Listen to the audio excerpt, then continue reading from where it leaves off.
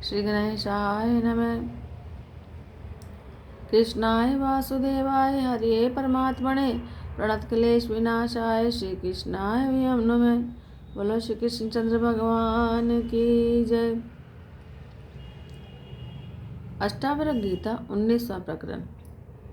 श्री गुरु के मुख से साधन रहित ज्ञान का श्रवण करके शिष्य को आत्मस्वरूप के लिए विश्राम प्राप्त हुआ। अब सुख जो है 8 श्लोकों करके वर्णन करते हैं। हे गुरु, आपसे तत्व ज्ञान रूप संडासी को लेकर अपने हृदय में से नाना प्रकार के संकल्प विकल्प रूप कांटे को दूर कर दिया। हे गुरु, धर्म अर्थ काम मोक्ष इन चारों का फल तुच्छ है। इस कारण 3 धर्म आदि कांटे को दूर करके आत्मस्वरूप के लिए स्थिति को प्राप्त हुआ, जो मैं तिस मुझे द्वैत नहीं बांधता है। इस कारण ही मुझे अद्वैत विचार भी नहीं करना पड़ता है, क्योंकि उत्तीर्णे तु परे पारे नौकाया किम प्रयोजनम। जब परली पार उतर गए तो फिर नौका की जरूरत ही क्या है। इस कारण जब द्वैत का भान ही नहीं है तो फिर अद्वैत विचार करने से फल ही क्या है। नित्य आत्मस्वरूप के लिए स्थित जो मैं तिस मुझे भूतकाल कहाँ है, भविष्य काल कहाँ है, वर्तमान काल कहाँ है, देश कहाँ है और अन्य वस्तु कहाँ है। आत्मस्वरूप के लिए स्थित जो मैं तिस मुझे आत्मा अनात्मा शुभ अशुभ चिंता और चिंता या नाना प्रकार का भेद नहीं भासता है।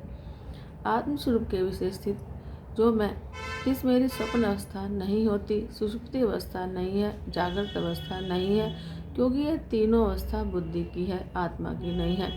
मेरी तुर्यावश्यंभावी नहीं होती है और अंतःकरण धर्म जो भय आदि सो भी मुझे नहीं होता है। दूरपना, नज़दीकपना, बाहरपना, भीतरपना, मोटापना, पतलापना ये सब मेरे लिए नहीं है, क्योंकि मैं तो सर्वव्यापी आत्मस्वरूप में स्थित हूँ। आत्मस्वरूप के लिए स्थित जो मैं हूँ तिस मेरा मरण नहीं होता है, जीवन नहीं होता है, क्योंकि मैं तो त्रिकाल में सत्य स्वरूप केवल आत्मा मात्र को देखने वाला हूँ। तो मैं तिस मुझे भू आदि लोकों की प्राप्ति नहीं होती है। इस कारण मुझे कोई लौकिक कार्य भी कर्तव्य नहीं है। मैं पूर्णात्मा हूँ, इस कारण मेरा लय और समाधि नहीं होती है।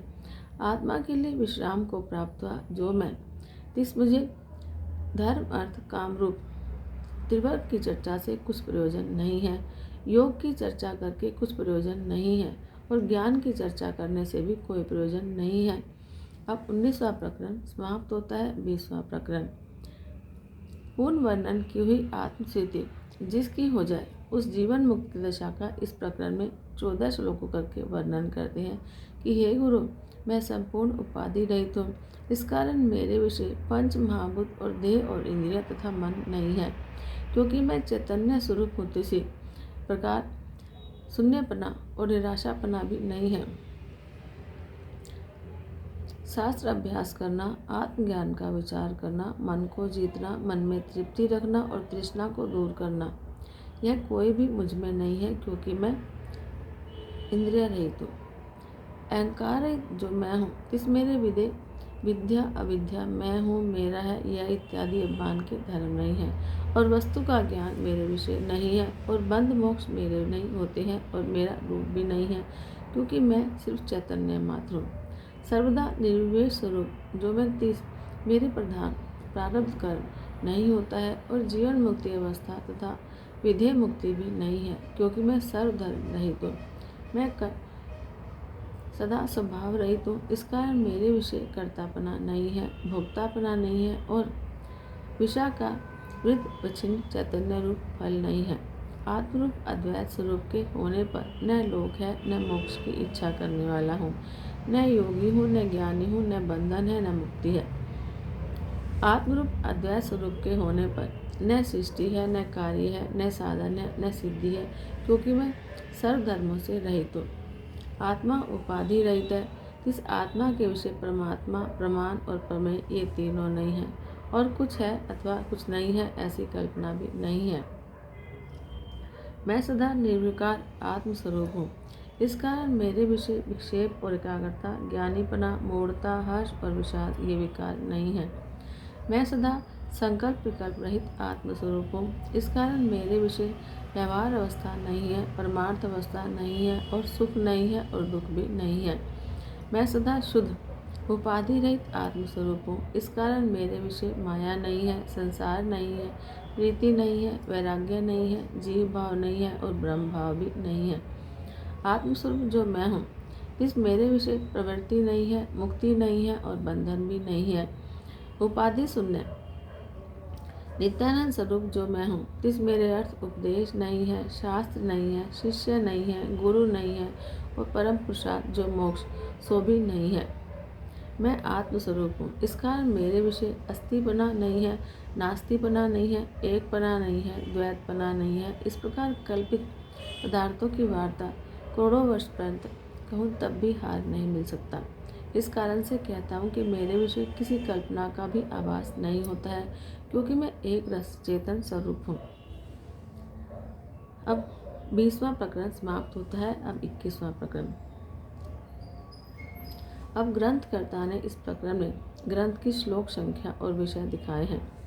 गुरु उपदेश नामक प्रथम प्रकरण में 20 श्लोक हैं। शिष्य अनुभव नामक द्वितीय प्रकरण में 25 श्लोक हैं। आक्षेप उपदेश नामक तृतीय प्रकरण में 14 श्लोक हैं। विषयानुभव नामक चतुर्थ प्रकरण में 6 श्लोक हैं। लय नामक पंचम प्रकरण में 4 श्लोक हैं। गुरु उपदेश नामक छठे प्रकरण में 4 श्लोक हैं। शिष्य अनुभव नाम सप्तम प्रकरण में 5 श्लोक हैं। बंध मोक्ष नामक अष्ट प्रकरण में 4 श्लोक हैं। निवेदन आत्मक नवम प्रकरण में 8 श्लोक हैं। उपशमन नामक दशम प्रकरण में 8 श्लोक हैं।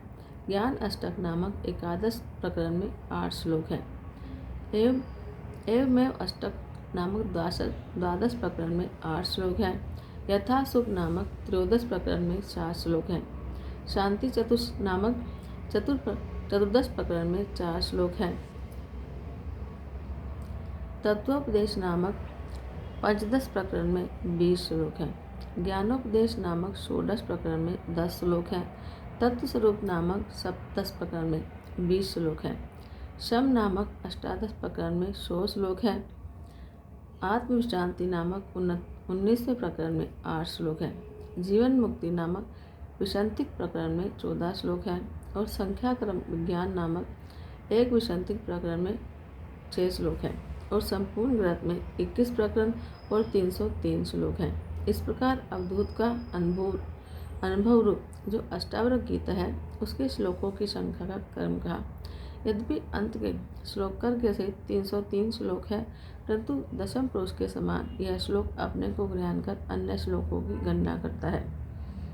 इति 96 भाषा टीका समेत अष्टावक्र गीता समाप्त। बोलो श्री कृष्णचंद्र भगवान की जय। जय जय राधा रमण हरि बोल। जय जय राधा रमण हरि बोल, हरि बोल। जय जय राधा रमण हरि बोल। जय जय राधा रमण हरि बोल। गंगा भी बोले राधे राधे, जमुना भी बोले राधे राधे।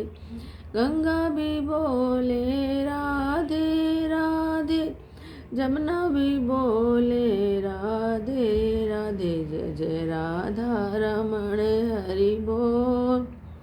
जय जय राधा रमण हरि बोल। जय जय राधा रमण हरि बोल। जय जय राधा रमण हरि बोल।